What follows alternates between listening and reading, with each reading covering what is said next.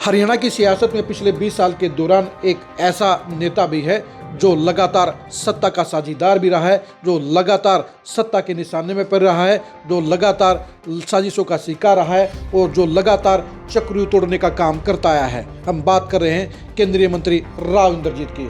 अहिरवाल के सबसे कद्दावर नेता राव इंद्रजीत पिछली बीजेपी की तीनों सरकारों में मंत्री हैं। इससे पहले कांग्रेस के साथ भी उनकी सत्ता की हिस्सेदारी रही, लेकिन राव इंद्रजीत के साथ सत्ता का ये उठापटक का नाता कहीं न कहीं उनको कुर्सी दिलाने का काम तो करता है, लेकिन उनके रसूख के साथ हमेशा टकराट देने का काम करता है, उनको लगातार चक्रव्यूह में फंसाने का काम करता है और हर बार राव इंद्रजीत चक्रव्यूह को तोड़ने में सफल रहे हैं।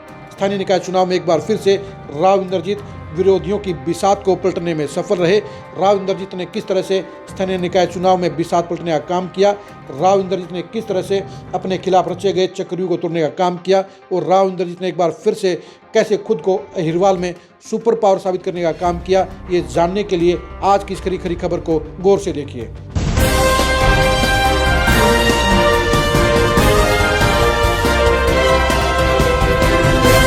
नमस्कार, मैं हूं कुलदीप शुरान और आज हम चर्चा करेंगे अहिरवाल के सबसे बड़े नेता राव इंद्रजीत की पॉलिटिक्स की, उनके साथ खेले जा रहे चक्रव्यूह के खेल की और राव इंद्रजीत की सियासत के वर्तमान मुकाम की। स्थानीय निकाय चुनाव में एक बार फिर से राव इंद्रजीत को निपटाने का काम किया गया।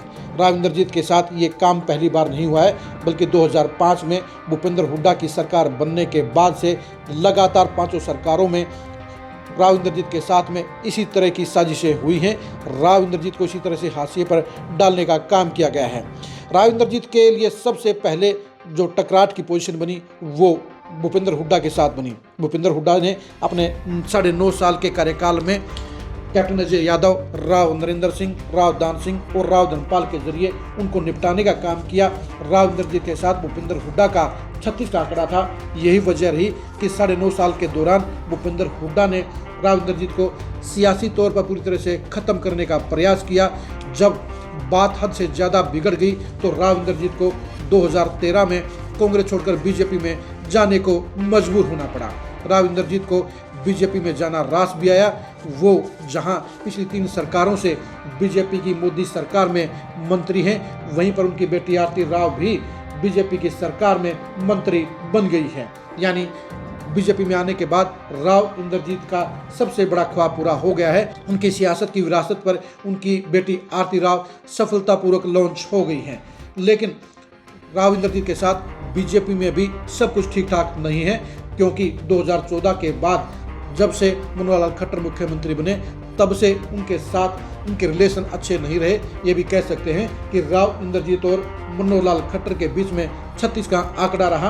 राव इंद्रजीत को हाशिए पर डालने के लिए 2014 से 2019 के बीच में जहां मनोहर लाल खट्टर ने राव नरवीर सिंह को पूरा इस्तेमाल करने का काम किया, उनको भरपूर ताकत देने का काम किया, उनको अहिरवाल का बड़ा नेता बनाने के लिए पूरा खुला हाथ देने का काम किया, खुली सपोर्ट देने का काम किया। इसके बाद अभय सिंह यादव के जरिए भी मनोहर लाल खट्टर ने राव इंद्रजीत को निपटाने का काम किया, लेकिन दोनों ही मामलों में राव इंद्रजीत भारी पड़े और उन्होंने ना तो राव नरवीर सिंह को टिकने दिया और ना ही अभय सिंह यादव को उभरने दिया। इन दोनों नेताओं की खुद की वर्किंग भी इतनी मजबूत नहीं थी कि वो अहिरवाल की जनता की नज़रों में राव इंद्रजीत से बड़े नेता बन पाते। यानी राव इंद्रजीत ने हर बार अपने आप को 21 साबित किया।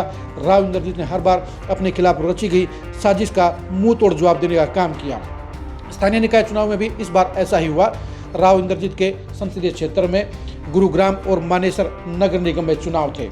राव इंद्रजीत बखूबी जानते थे कि गुड़गांव में वो ज़्यादा कुछ नहीं कर सकते हैं, क्योंकि वहाँ पर उनके खुद के इम्पैक्ट वाले वोट बैंक से ज़्यादा दूसरा वोट बैंक है। लेकिन मानेसर को लेकर राव इंद्रजीत पहले से ही तैयार थे।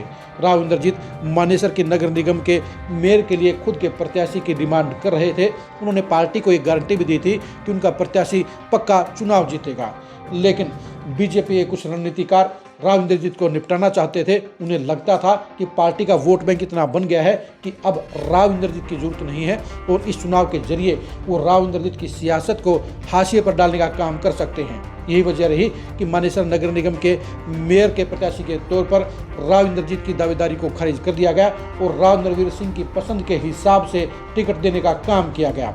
राव इंद्रजीत को इससे बड़ी चोट लगी क्योंकि ये फैसला राव इंद्रजीत के खिलाफ था और राव इंद्रजीत को समझ में आ गया कि उनको निपटाने के लिए ही ये प्रत्याशी विरोधी खेमे का दिया गया है। राव इंद्रजीत बखूबी जानते थे कि इस समस्या से कैसे निपटना है, इस चक्रव्यूह को कैसे तोड़ना है, इसलिए वो साइलेंट हो गए और उनके साइलेंट होने के बाद मानेसर के चुनाव का नज़ारा बदल गया। बीजेपी के विरोधियों ने उनको खुंडा करने के लिए उनकी बेटी आरती राव को मानेसर चुनाव का प्रभारी भी बनाया, लेकिन राव इंद्रजीत के समर्थक बखूबी जानते थे कि उनका लक्ष्य क्या है, उनको क्या हासिल करना है और उनको किसे जितवाना है। यही वजह रही कि इस चुनाव में पूरी कोशिशों के बावजूद राव नरवीर का प्रत्याशी हार गया और दूसरी तरफ राव इंद्रजीत का समर्थक के तौर पर डॉक्टर इंद्रजीत यादव चुनाव जीत गई। यानी राव इंद्रजीत ने एक बार फिर से बता दिया कि अहिरवाल में वो सबसे कद्दावर नेता हैं, अहिरवाल में वो सबसे ज़्यादा जनाधार वाले नेता हैं और लगातार 5वीं बार राव इंद्रजीत ने अपने खिलाफ रचे गए चक्रव्यूह को तोड़ने का काम किया। राव इंद्रजीत ने एक बार फिर से साबित कर दिया है कि अहिरवाल में वो सबसे बड़ा डिसाइडिंग फैक्टर हैं और उनके साथ पंगा लेना बीजेपी के लिए भी नुकसानदायक साबित हो सकता है। अगर बीजेपी ने उनके साथ पंगा नहीं लिया होता, उनके कहे अनुसार प्रत्याशी दिया होता, तो फिर बीजेपी मानेसर का चुनाव आसानी से जीत जाती और बीजेपी परफेक्ट 10 का स्कोर हासिल कर लेती। लेकिन विरोधी खेमे के चलते राव इंद्रजीत को निपटाने के लिए एक बार फिर से प्रयास किया गया, एक बार फिर से उनके खिलाफ चक्रव्यूह रचा गया, लेकिन राव इंद्रजीत ने हर बार की तरह इस चक्रव्यूह को तोड़ने का काम किया और अपने आप को सबसे वजनदार नेता के तौर पर फिर से स्थापित और साबित करने का काम किया। यानी राव इंद्रजीत एक बार फिर से 21 साबित हुए और राव नरवीर को एक बार फिर से मात खानी पड़ी।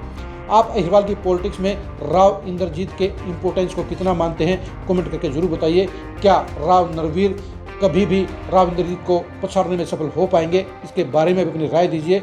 अहिरवाल में राव इंद्रजीत की पॉलिटिक्स का अब अगला अंजाम क्या होगा? क्या आरती राव इंद्रजीत की सियासत को अच्छी तरह से संभाल पाएंगे? इसके बारे में भी कमेंट करके जरूर बताइए। आप हमारे फेसबुक पेज को फॉलो कीजिए, आप हमारे यूट्यूब चैनल को सब्सक्राइब कीजिए। नमस्कार।